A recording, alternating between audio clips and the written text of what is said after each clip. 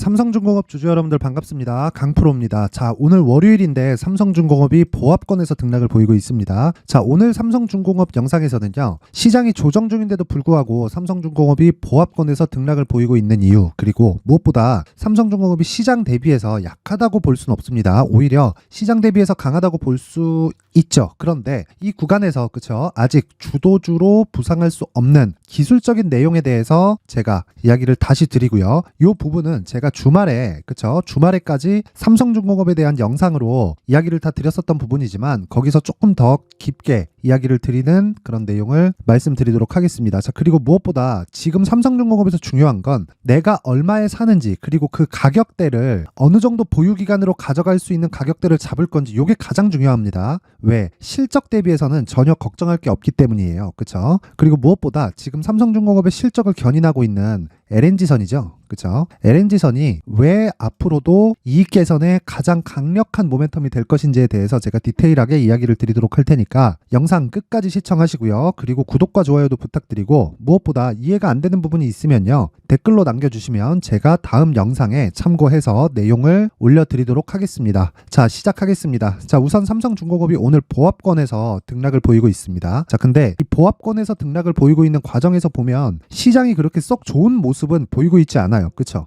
내용 한번 보면, 물론 이 지난주 초반에 그쵸, 굉장히 큰 폭의 강세를 보이기는 했습니다. 근데 여기는 이벤트 적인 좀 그런 내용이 있죠. 공매도가 금지된다는. 물론 이런 부분이 삼성중공업에도 미치는 영향이 있기는 있지만, 그쵸? 2차전지처럼 공매도에 집중 타격을 받은 종목이 아니에요. 그렇기 때문에 삼성중공업이 받을 수 있는 영향은 제한적이다. 그러면 삼성중공업을 포함해서요, 2차전지 종목도 그렇고 이벤트가 있을 때는 그쵸, 강력한 하락이나 강력한 상승이 나오는 구간이 있을 수도 있습니다. 근데 기본적으로 정배열 구간으로 진입을 해야 된다는 거예요. 그러면 왜 역배열로 진입을 했는지 먼저 보셔야 되는데, 요 내용입니다. 삼성중공업은 원래 조정을 받았어야 돼요. 어디까지 받아야 되냐? 60일 이동평균선까지의 최소한의 조정을 받았어야 됩니다. 근데 이 구간, 그쵸? 9월 말부터 60일 이동평균선을 이탈하면서 하방 쪽에서 등락을 보이고 있습니다. 자, 그런데 요 구간에서 왜 이런 상황이 나왔을까요? 시장 때문이에요. 시장. 그러면 시장이 무한정 빠진다면 삼성중공업도 그쵸, 추가적으로 하락이 가능하지만 삼성중공업을 포함해서 시장도요, 무한정 빠질 수가 없습니다. 시장이 빠지면 환율이 오르고요. 환율이 올라가면 달러 가치가 올라갑니다. 그쵸? 왜? 원화 가치가 내리는 거니까. 달러 가치가 무한정 높아지게 되면요, 미국 내 경기가 나빠지게 돼요. 근데 지금 미국 내 경기가 어떻죠? GDP나 뭐 이런 부분, 그쵸? 지금 달러 가치를 미국 내 경기가 받쳐줄 수 있다는 내용이 되기 때문에 우리는 여기서 생각해야 될 게, 미국 경기가 한국으로 전이될 때까지의 그 시간차가 필요한 겁니다. 그쵸? 그랬을 때 시장이 완벽하게 돌아설 수 있는 그런 계기를 맞게 되고요. 그 부분에 맞춰서 삼성중공업은 시장보다 강합니다. 시장보다 강하다는 단편적인 이유만 딱 말씀드려도 장기 이평선을 그쵸, 삼성중공업은 이탈하지 않았어요. 그쵸? 기본적으로 등락폭에 비해서는요, 그쵸? 삼성중공업을 포함해서 종목들이 시장보다 등락폭이 커지죠. 예를 들어서 그렇습니다. 이런 내용이에요. 시장은 이렇게 쭉 내리더라도 하락폭이 뭐 한 10% 또는 뭐 15% 이런 식으로 내리는데, 종목군 같은 경우에는요, 하루에도 10%가 내릴 수 있죠. 그쵸? 그렇기 때문에 시장 대비해서 등락폭으로 계산하는 게 아니라, 그쵸, 이동평균선의 위치, 즉 이동평균선까지의 이격도가 얼마만큼 벌어져 있고 조정을 받았을 때 어느 정도까지의 폭이 남아 있는지, 그리고 이런 부분을 종목과 비교했을 때 종목과 시장 간의 이격도가 어느 정도까지 벌어져 있는지, 요 정도를 체크할 때 사용하는 겁니다. 자, 이런 부분을 참고해서 봤을 때 지금 삼성중공업 기준에서는 굉장히 그쵸, 시장 대비해서 강한 움직임을 보이고 있다. 그런데 아직까지 상승이 나오지 못하는 건 여러 가지 이유가 있을 수 있지만, 한 가지 가장 중요한 이유를 말씀드리면, 역배열 전환에서의 정배열로 전환하는 과정에서 시간이 필요하다는 겁니다. 그쵸? 이 전환점의 시간이, 지금은 그 시간을 보내고 있는 거고요. 그리고 제가 주말에도 이야기를 드렸지만 21일 이동평균선과 60일 이동평균선 간에 전환은 반드시 필요하고요. 그 전환이 있으려면 최소한 요 정도의 고가는 빠져줘야 됩니다. 그래야 60일 이동평균선이 가파르게 주가하고 만나게 되고요. 무엇보다 바닥이 나온 건, 그쵸, 시장도 바닥이 나왔고요. 삼성중공업도 이미 바닥을 타진하고 있는 상황입니다. 지금은 시장의 눈치를 보고 있는 그런 상황이기 때문에 우리가 이 구간에서 전혀 걱정 걱정할 필요가 없다. 단지 그쵸? 이 구간에서 무한정 보유하면 안 되잖아요. 뭐 그냥 뭐 한 지금 샀더니 올라갈 때까지 보유해야지 한 6개월, 올라갈 때까지 보유해야지 한 1년 이런 식으로 보유하면 안 되잖아요. 이런 상황을 막기 위해서 제가 가격을 추적하자고 이야기를 드렸었던 겁니다. 그리고 무엇보다도 시세가 시작하는 그 시작점은 신고가입니다. 왜? 가격이 먼저 반영하니까. 자, 그렇다는 건 하락 때도 먼저라는 거예요. 자, 상승 때 한번 볼게요. 6월 달에 신고가 같죠? 그쵸? 그리고 나서 7월 달에 50% 상승을 했습니다. 근데 삼성중공업의 올해 실적이 아니라 과거 실적을 보면요. 개판입니다. 그쵸? 그러면 지금 나오고 있는 삼성중공업의 실적은 어떻죠? 서프라이즈 하다는 거죠. 왜? 3분기 연속 흑자 전환에 성공을 했고 올해 실적에 대한 예상치가 2,356억. 물론 과거 적자에 비하면요. 그렇게 높은 실적이라고 볼 수는 없습니다. 그런데 비용을 커버하는 측면이 있다는 것뿐만 아니라 장기 침체의 구간을 겪어왔을 때도 일이 아예 없었던 게 아니라 퇴역하는 배들이 계속해서 있어 왔단 말이에요. 예를 들어서 배를 사용하는 내구 연한이 20년이라고 가정을 해볼게요. 그러면 그 20년 동안 그쵸? 어떻게 되겠습니까? 20년 전에 진수했던 배가 지금 퇴역하고요. 그리고 내년이 되면 또 20년이 걸리죠. 그리고 또 내년이 되면 또 걸립니다. 그렇죠? 이런 수요가 계속해서 발생하는데 경기나 업황에 따라서 선가가 달라진다는 거예요. 그러면 지금 나오고 있는 건 배를 건조하는 최소한 그렇죠?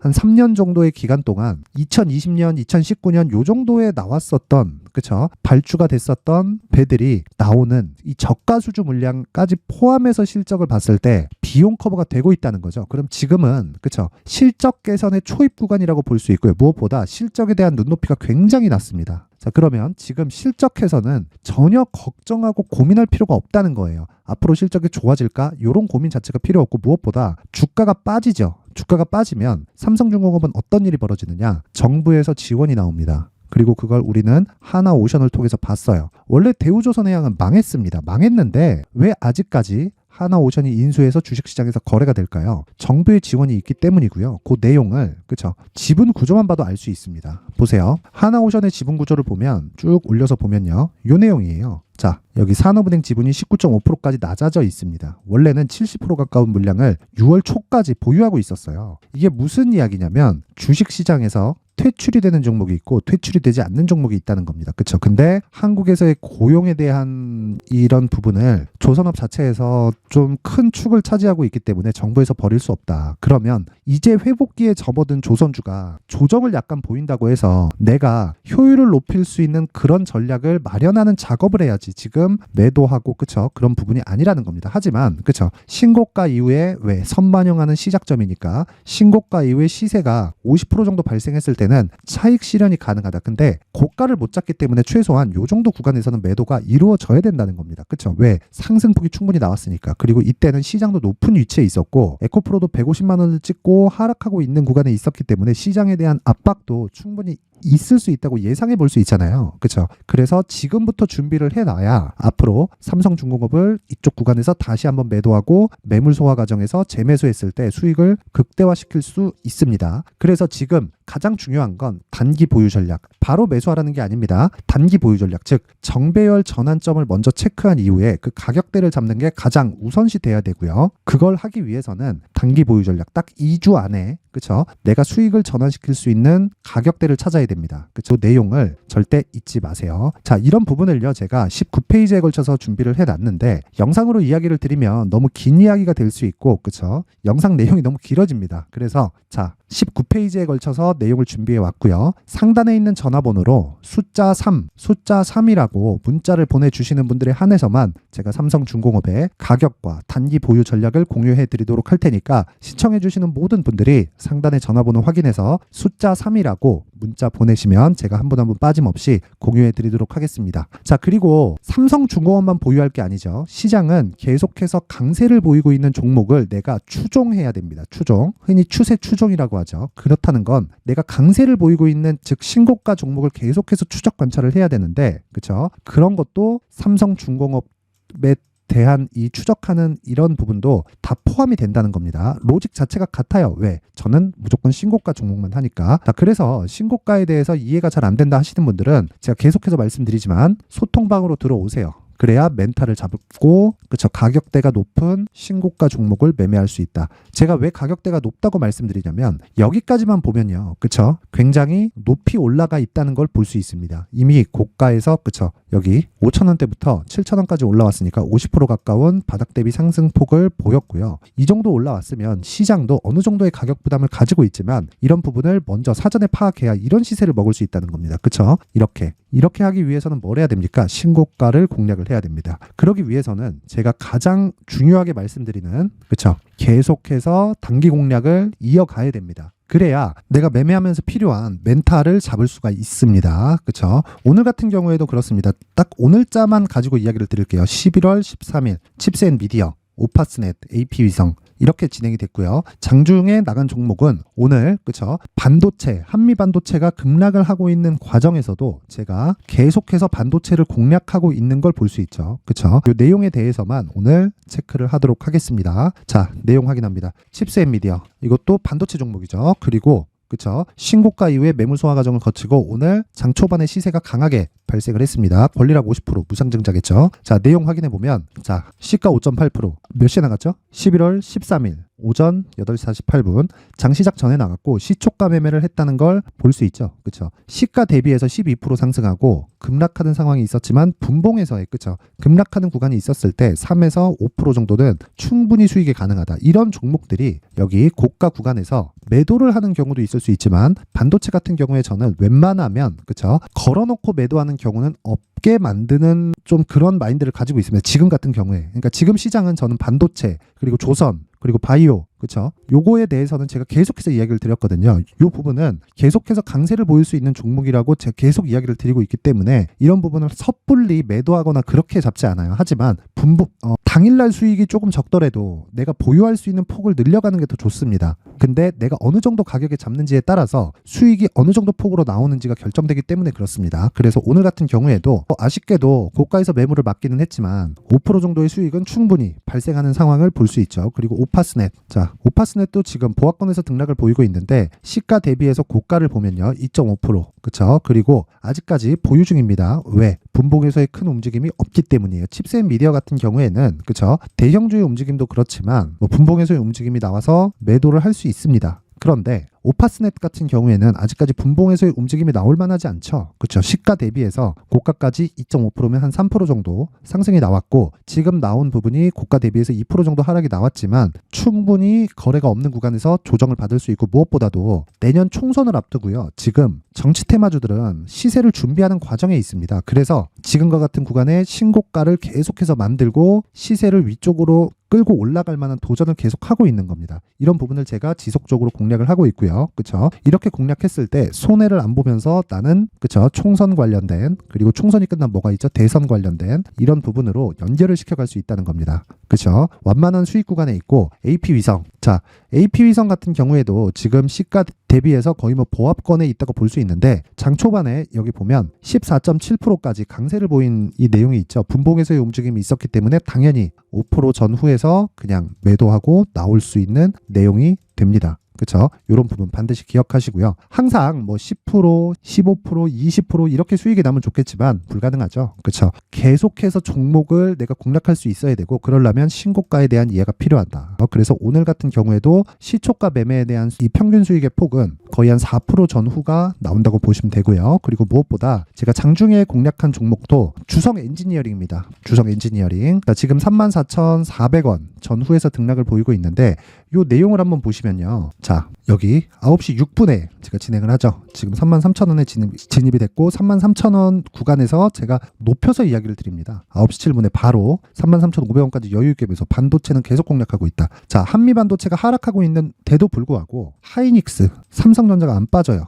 그러면 한미반도체는 매수 구간으로 활용을 해야 된다는 거고 실적 관련돼서는 전혀 걱정할 게 없다는 거죠. 그런 부분에서 틈새를 공략했다고 보면 되고요. 무엇보다 중요한 건 반도체를 계속 공략하는 과정에서 신고가를 지속적으로 공략하고 있다는 겁니다. 그렇죠? 이런 부분이 계속 연결돼야 내가 할 수 있는 내용이 나온다는 거예요. 그게 뭐예요? 멘탈을 잡는 단기 매매가 가능해진다. 그쵸? 자, 그래서 내가 주식하다가 멘탈이 안 잡힌다, 뭐 매수나 매도 구간을 잘 못 잡겠어요 하시는 분들은 무료 소통방으로 들어오세요. 그쵸? 그래서 입장 방법은 상단에 있는 전화번호로 참여 참여라고 문자를 보내주시는 분들에 한해서만 제가 강프로의 무료 소통방 입장 링크를 공유해 드리도록 하겠습니다. 딱 오늘까지만 받도록 할 테니까 종목을 받다 보니까 제가 계속해서 인원을 늘릴 수가 없습니다. 그래서 딱 오늘까지만 한도로 받도록 하겠습니다. 자, 항상 시청해 주셔서 감사드리고요. 삼성중공업 너무 걱정할 필요 없고 가격 그리고 보유 전략 2주 안에 나올 수 있는 보유 전략이 가장 중요합니다. 그 부분은 숫자 3이라고 문자 보내시면 되고요. 그리고 무엇보다 실시간 내용은 단타를 포함해서 진행을 하고 있으니까 참여라고 문자를 보내주시면 제가 오늘까지만 입장 링크를 공유해 드리도록 하겠습니다. 모든 분들이 성공 투자하셨으면 좋겠고요. 가장 중요한 건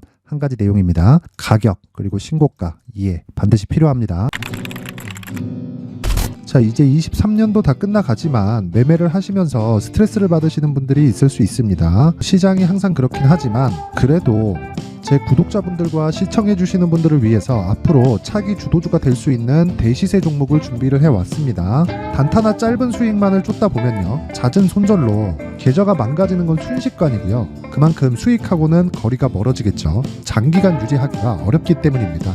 결과적으로 주식시장에서 돈을 벌기 위해서는요, 어떤 계기를 만들어야 되는데 그 계기는 한 종목에 비중을 실어서요, 수익을 보는 것 말고는 없습니다. 쓸데없이 잦은 매매를 하지 말라는 이야기고요. 그리고 한 종목에 비중을 실을 수 있어야 된다는 겁니다. 그런데 이 비중을 실는 과정에서 성장 산업군에 대한 이해가 필요하다는 겁니다. 이 부분을 반드시 기억을 하셔야 돼요. 자, 이런 성장 산업에 대한 구조와 제가 앞서 말씀드렸던 신고가 그리고 선반영 구조에 대해서 이해를 했을 때 이런 매매를 할 수 있게 됩니다.